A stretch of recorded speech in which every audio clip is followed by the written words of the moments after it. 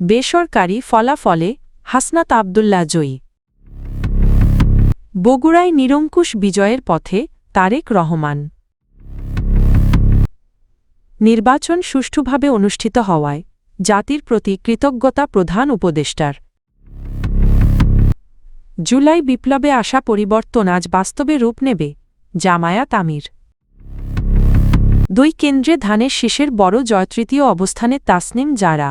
উপজেলা রিটার্নিং কর্মকর্তার কার্যালয় সূত্রে জানা গেছে, কুমিল্লা -4 সংসদীয় আসনের সব 116টি ভোটকেন্দ্রের ভোট গণনা শেষে প্রতিটি কেন্দ্রেই সর্বাধিক ভোট পেয়েছেন হাসনাত আব্দুল্লাহ। নির্বাচনের শুরু থেকেই এ আসনে তার পক্ষে ব্যাপক জনসমর্থন লক্ষ্য করা যায়। বিশেষ করে ছাত্র জনতার অভ্যুত্থানের অন্যতম সমন্বয়ক হিসেবে তরুণ ভোটারদের মধ্যে তার জনপ্রিয়তা ছিল চোখে পড়ার মতো। অন্যদিকে বিএনপি সমর্থিত ও গণ অধিকার পরিষদের প্রার্থী মো. জসিমউদ্দিন ট্রাক প্রতীক নিয়ে প্রতিদ্বন্দ্বিতা করলেও ভোটের লড়াইয়ে হাসনাত আব্দুল্লাহর সঙ্গে প্রতিযোগিতায় টিকতে পারেননি। ফলাফল ঘোষণার পর দেবিদ্বারের বিভিন্ন এলাকায় হাসনাত আব্দুল্লাহর সমর্থকদের উপস্থিতি দেখা গেলেও বিজয়ের পর তিনি সবাইকে শান্ত থাকার আহ্বান জানান। কোনো ধরনের বিজয় মিছিল বা উস্কানিমূলক কর্মকাণ্ড না করার নির্দেশ দেন তিনি। উল্লেখ্য, বিএনপির একজন প্রভাবশালী প্রার্থীর প্রার্থিতা বাতিল হওয়ায় এবারের নির্বাচনে কুমিল্লা -4 আসনটি সারা দেশের অন্যতম আলোচিত আসনে পরিণত হয়েছিল। প্রাপ্ত ফলাফল অনুযায়ী বগুড়া 6 সংসদীয় আসনের 41টি ভোট কেন্দ্রে বিএনপির প্রার্থী তারেক রহমান পেয়েছেন মোট 56,381 ভোট। তার নিকটতম প্রতিদ্বন্দ্বী আবিদুর রহমান সোহেল পেয়েছেন 24,538 ভোট। সবচেয়ে বেশি ভোট পড়েছে মাটিডালি উচ্চ বিদ্যালয় কেন্দ্রে। সেখানে তারেক রহমান পেয়েছেন 1,951 ভোট আর আবিদুর রহমান সোহেল পেয়েছেন 1,099 ভোট। এরুলিয়া ইউনিয়ন পরিষদ ভবন কেন্দ্রে তারেক রহমান পেয়েছেন 1,834 ভোট, বিপরীতে তার প্রতিদ্বন্দ্বী পেয়েছেন 1,004 ভোট। অন্যান্য উল্লেখযোগ্য কেন্দ্রগুলোর মধ্যে সেউজগাড়ি সরকারি প্রাথমিক বিদ্যালয়ে তারেক রহমান পেয়েছেন 1,070 ভোট, বুজুর্গধামা কেন্দ্রে 1,718 ভোট, মেঘাগাছা সরকারি প্রাথমিক বিদ্যালয়ে 1,571 ভোট এবং সরকারি মোস্তফাবিয়া আলিয়া মাদ্রাসা কেন্দ্রে 1,541 ভোট। ঠনঠনিয়া নুরুন আলা নূর ফাজিল মাদ্রাসার 2টি কেন্দ্রেও তিনি বড় ব্যবধানে এগিয়ে রয়েছেন। এ আসনে অন্যান্য প্রার্থীদের মধ্যে ইসলামী আন্দোলন জাসদ ও বাসদের প্রার্থীদের প্রাপ্ত ভোট কয়েকশোর মধ্যেই সীমাবদ্ধ রয়েছে।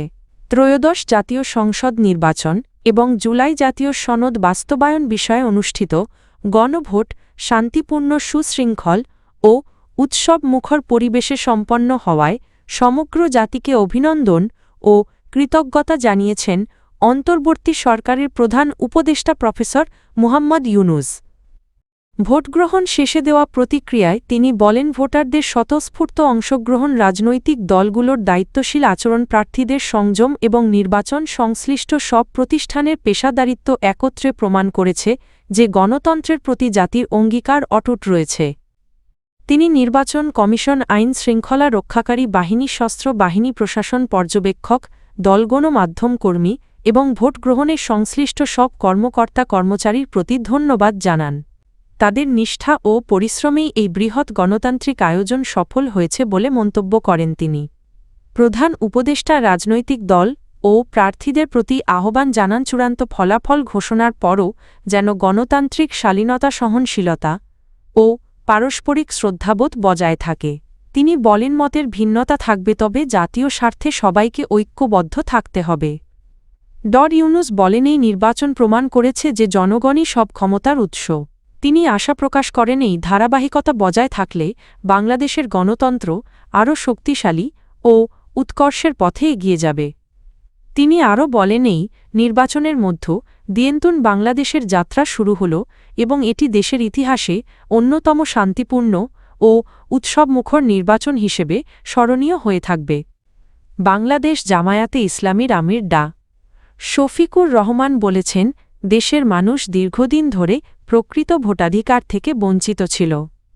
বহু নির্বাচনে জনগণ স্বাধীনভাবে ভোট দেওয়ার সুযোগ পায়নি। তবে ২০২৪ সালের জুলাই বিপ্লবের পর যে পরিবর্তনের সূচনা হয়েছে তার বাস্তব প্রতিফলন আজকের নির্বাচনে দেখা যাচ্ছে। বৃহস্পতিবার ১২ ফেব্রুয়ারি ঢাকা-15 আসনের নির্বাচনী প্রধান কার্যালয়ে আয়োজিত এক সংবাদ সম্মেলনে তিনি এসব কথা বলেন। ডা. শফিকুর রহমান বলেন, জুলাই আন্দোলন এবং গত ১৫.৫ বছরের ফ্যাসিবাদী শাসনের বিরুদ্ধে যারা আত্মত্যাগ করেছেন ও জীবন দিয়েছেন তিনি তাদের রুহের মাগফিরাত কামনা করেন এবং শহীদ হিসেবে মর্যাদা দানের জন্য আল্লাহর কাছে দোয়া করেন। তিনি আরও বলেন, অন্যায় ও ফ্যাসিবাদের বিরুদ্ধে সংগ্রামে যারা আত্মাহুতি দিয়েছেন এবং যারা আহত হয়েছেন তাদের ত্যাগের ফলেই আজকের এই বাংলাদেশ সম্ভব হয়েছে। তাদের সাহসী ভূমিকা না থাকলে ১২ ফেব্রুয়ারির এই নির্বাচন আয়োজন করা যেত না। জামায়াত আমির বলেন, সব কিছুই মহান স্রষ্টার ইচ্ছায় সংঘটিত হয়। ২০২৪ সালে এমন এক পরিবর্তন আসবে তা কেউ কল্পনাও করেনি, কিন্তু সেটিই আজ বাস্তবতায় রূপ নিয়েছে। ঢাকা ৯ সংসদীয় আসনের প্রাথমিক নির্বাচনী ফলাফলে ধানের শীষ প্রতীকের প্রার্থী হাবিবুর রশিদ হাবিব দুটি গুরুত্বপূর্ণ কেন্দ্রে বড় ব্যবধানে এগিয়ে রয়েছেন। বৃহস্পতিবার ১২ ফেব্রুয়ারি সন্ধ্যায় প্রাপ্ত বেসরকারি ফলাফলে দেখা যায় তার নিকটতম প্রতিদ্বন্দ্বী শাপলা কলি প্রতীকের প্রার্থী জাবেদ মিয়া দ্বিতীয় অবস্থানে রয়েছেন। আলোচিত স্বতন্ত্র প্রার্থী ডা. তাসনিম জারা ফুটবল প্রতীক নিয়ে বর্তমানে তৃতীয় অবস্থানে আছেন। মহানগর আইডিয়াল স্কুল কেন্দ্রে মোট ১,০৪৩টি ভোটের মধ্যে হাবিবুর রশিদ হাবিব পেয়েছেন ৫৯৬ ভোট। এ কেন্দ্রে জাবেদ মিয়া পেয়েছেন ২৬১ ভোট এবং তাসনিম জারা পেয়েছেন ১৩৬ ভোট। খিলগাঁও গার্লস স্কুল কেন্দ্রেও ধানের শীষ প্রতীকের স্পষ্ট আধিপত্য দেখা গেছে। সেখানে হাবিব পেয়েছেন ৪৫৫ ভোট, শাপলা কলি প্রতীক পেয়েছে ১৯২ ভোট এবং ফুটবল প্রতীক পেয়েছে ১৫৯ ভোট। এই কেন্দ্রে নিকটতম প্রতিদ্বন্দ্বীর সঙ্গে ধানের শীষের ব্যবধান ২৬৩ ভোট। প্রাথমিক এই ফলাফলে ঢাকা-৯ আসনে ধানের শীষ প্রতীকের প্রার্থী শক্ত অবস্থানে রয়েছেন বলে সংশ্লিষ্টরা মনে করছেন।